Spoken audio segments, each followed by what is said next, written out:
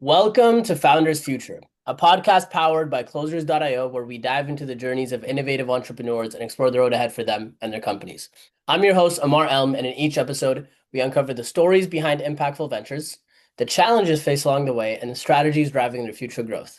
Today, we are absolutely thrilled to be joined by Lindsay Tramel-Jones, U.S. Army veteran, CX tech architect, and founder and CEO of Fierceified Creative and Consulting. She uses her Bold Power CX framework to transform how founders build customer-centric brands and websites powered by empathy, data, and authentic storytelling. As host of the More Than a Brand podcast and a featured Forbes expert, Lindsay is helping entrepreneurs navigate brand authenticity and strategic CX design. Oh, thank you. Yeah, I am excited to dive in.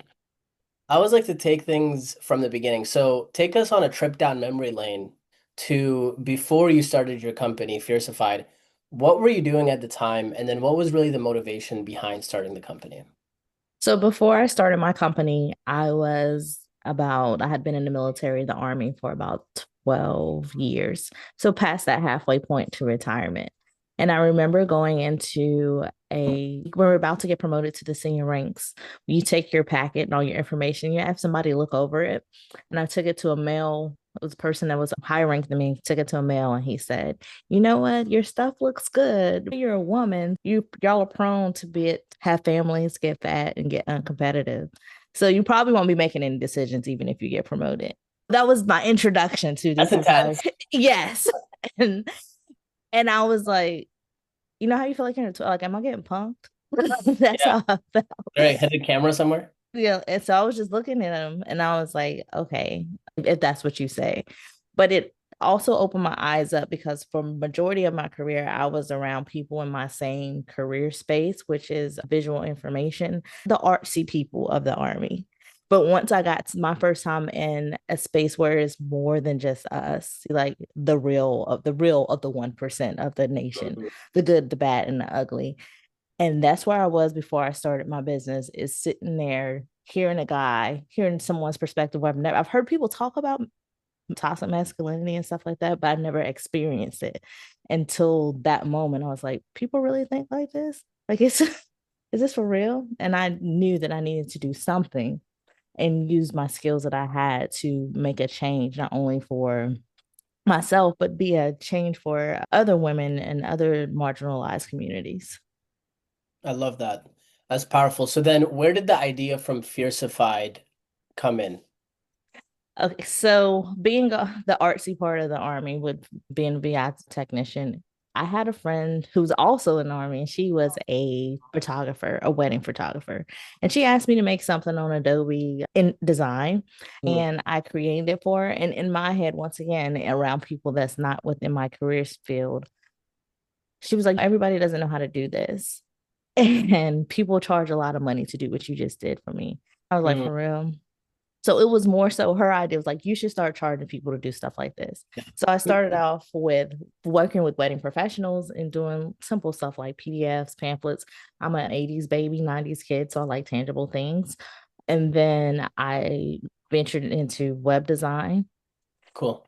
And at that point, I would say, treat my business like a hobby, not necessarily like a business. I was just doing the things, creating Yeah. pretty websites for people. So that's where I was before Fierceified came into fruition. It was the beginning steps. And then once I learned more about my craft and I'm making these nice websites, I want people to see them. Yeah. That's when I started dabbling to more data analytics and making sure that people are actually going to the things that I'm building. Awesome. So it's a stepping stone in your journey of building one skill set and the next and the next. Let's fast forward to today to give the listener Mhm. more context on your company. Who would you say is your ideal customer? Who do you love to work with? And then what are the different offers and services that you provide? So for my ideal customer, it would definitely be a small team that's scaling. They usually hit six figures. But what happens is those people, when they're building up to six figures, they hired a web designer to do this one thing, and then they hired a course creator to do this one thing, but they've never really had somebody look at the higher level and say how all these things intertwine and what does that entire customer experience look like. So those are the people that I really enjoy working with.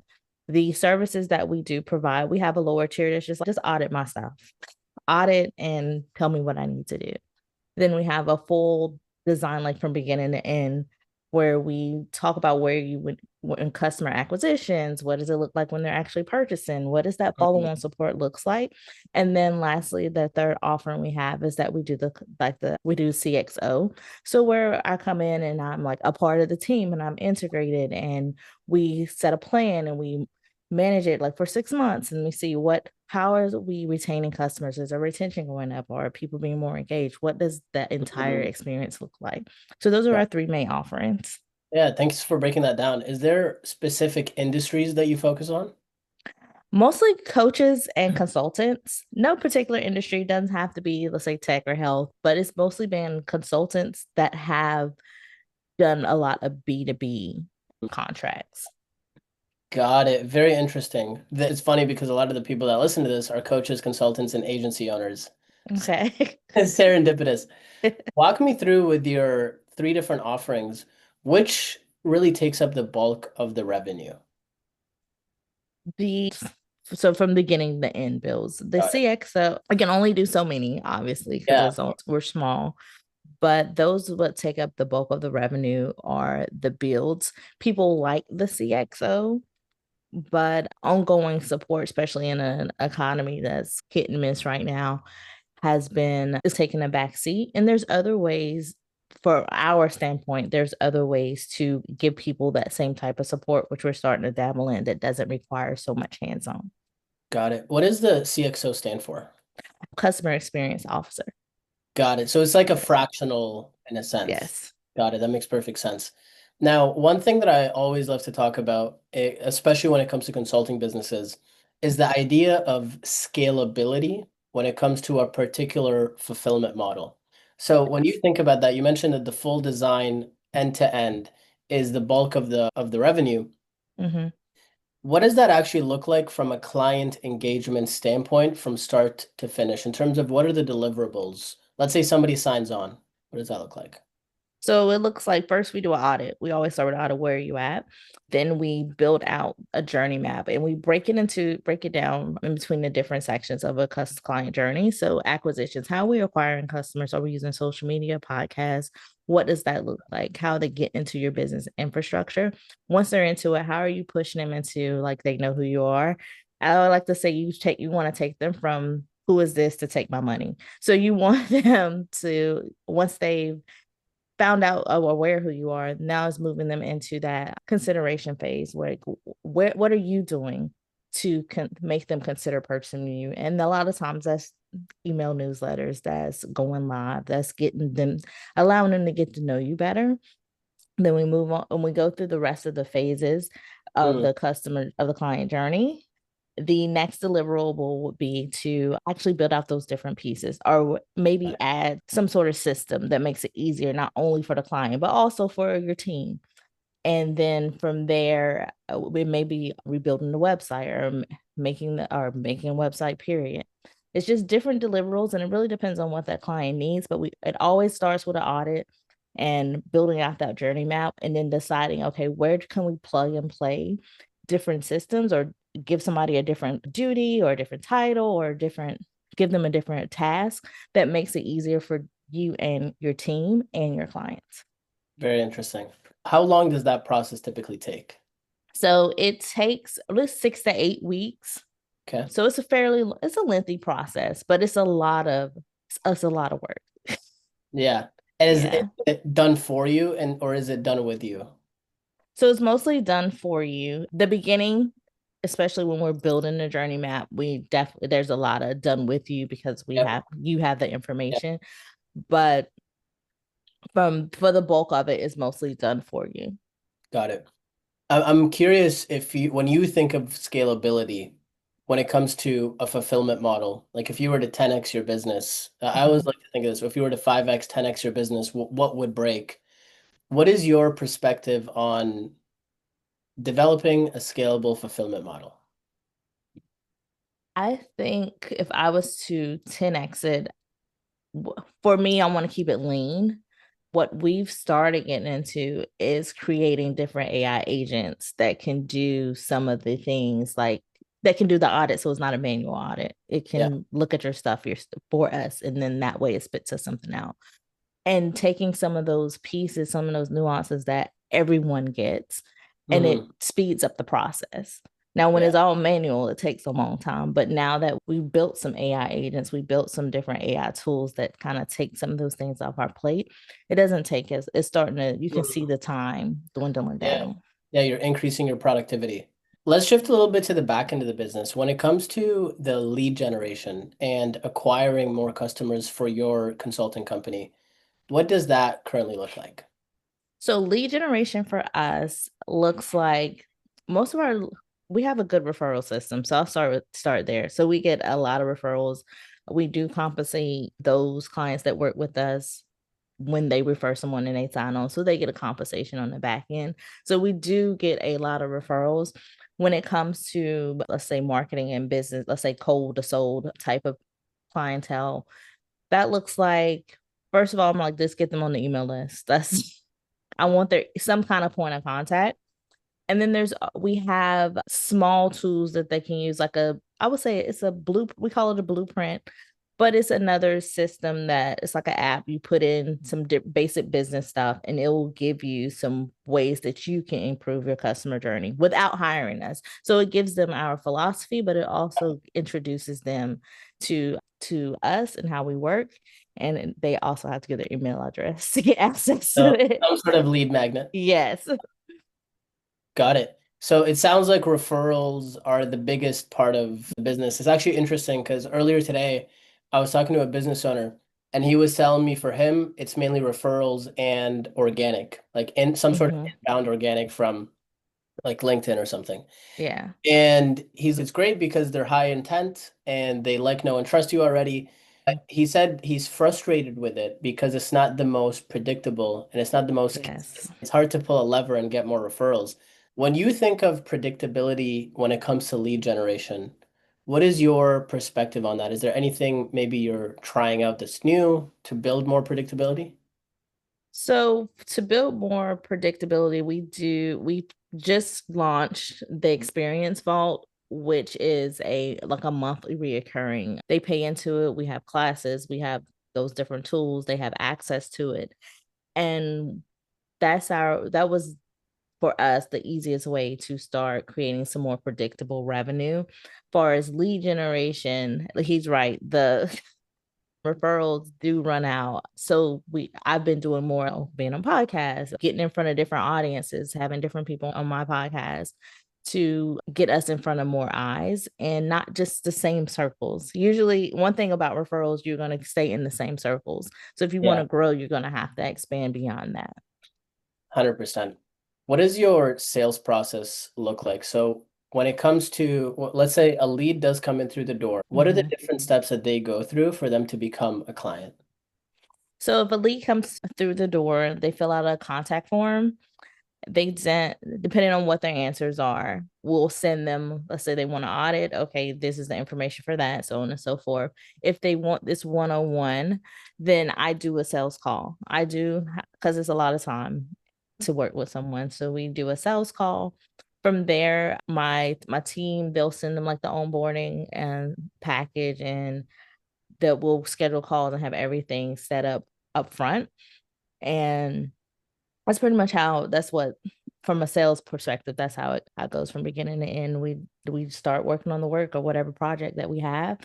But it all starts with filling out a form and then we send them the information. And if it's a one-on-one thing, it's definitely a call that I do a sales call with them. Yeah. Do you enjoy the calls?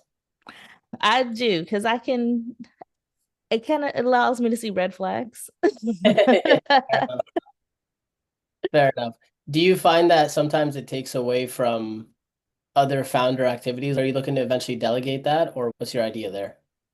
So eventually I will delegate sales calls. Right now, I like it because I will say because once you're in the my time in the military has once you go up so high, you don't do any of the things. You're just signing paperwork. Yeah. So as I grew in my business. That was one thing. Like I can delegate the emails, the social media, all that stuff.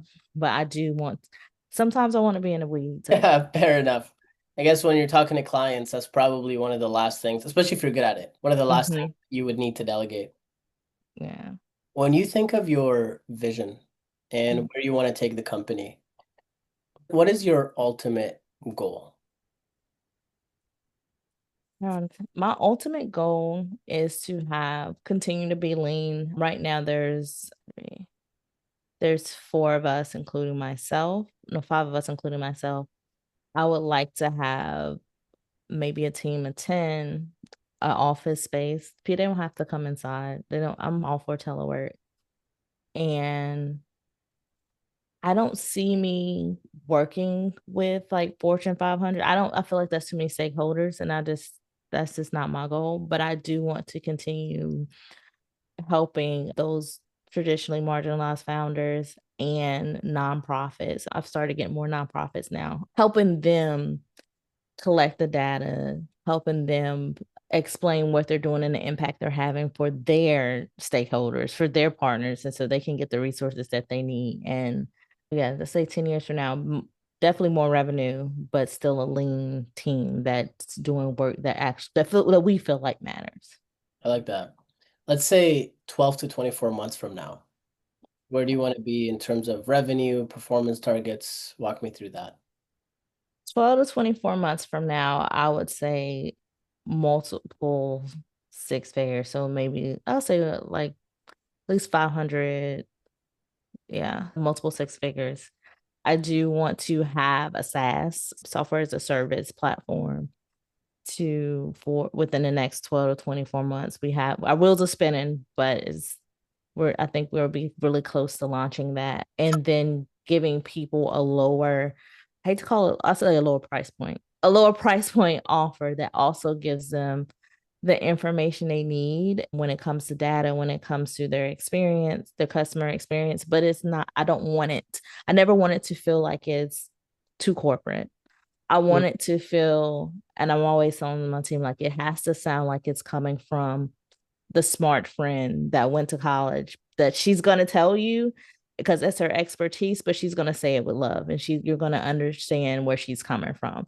So I never want to lose that voice, and that's our overall brand identity. But I definitely want to have multiple six figures. And I feel like we can do it because that's one of the things that set us aside when we're doing comparisons to other CX agencies, is that a lot of them are very, I'm like, where I was like, it's very clean, but they don't really, it feels it, I call it the meeting after the meeting. I Mm. want us to feel like the meeting after the meeting, like we've had I this big meeting and now I'm talking to my friend and we're really getting down to nuts and bolts. So that's our brand. being real with each other. Yeah, Yes. I like that. What do you feel like is the biggest challenge you're facing right now to getting to that point? I would say the biggest challenge would be,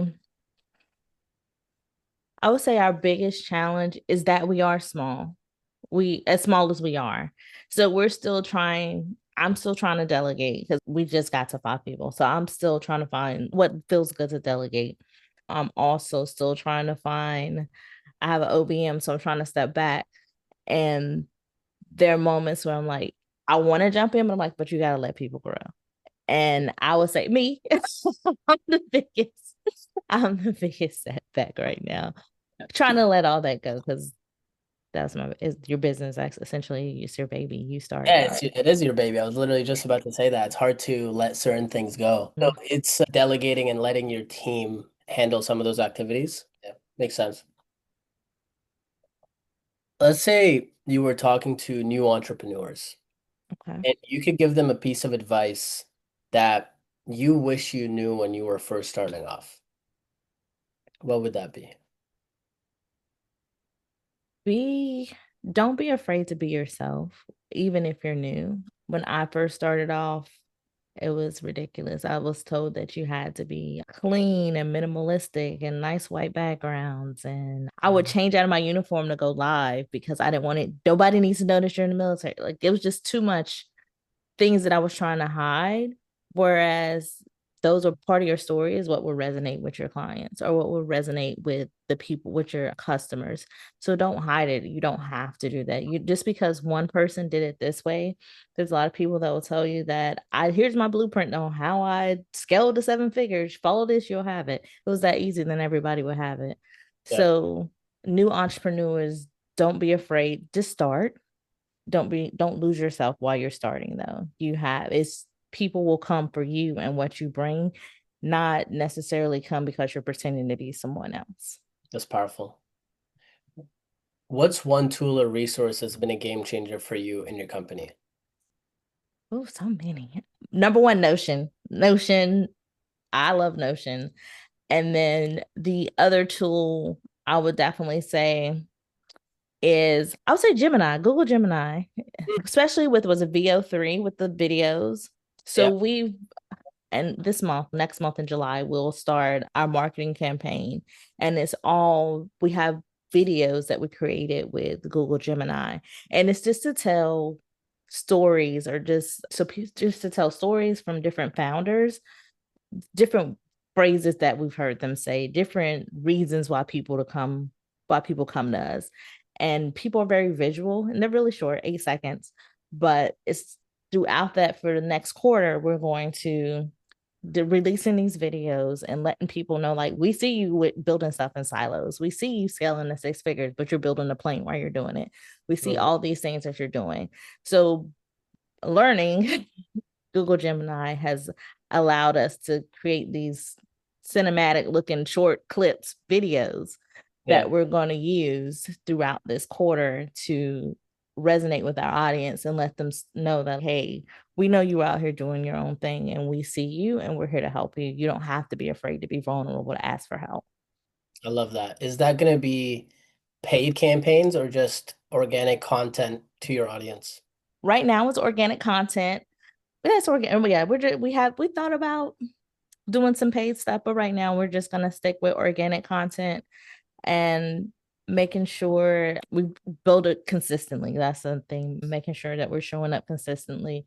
This is my first time having a marketing strategist. So from this month on to the end of the year has already been planned out. So Nice, let's see how this actually looks. And nice. so we're excited about the campaign. That is exciting. What's the best way for people to reach out to you?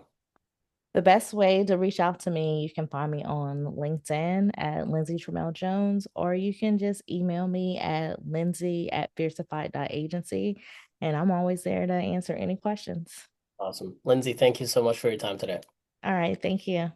So that wraps up another insightful episode of Founders Future. To our listeners, if you enjoyed this episode, don't forget to subscribe wherever you listen to your favorite podcasts. And if you're a business owner and you're looking to scale your business and really enhance your sales and marketing efforts, visit closers.io to discover how we can support your growth journey. Until then, keep on climbing.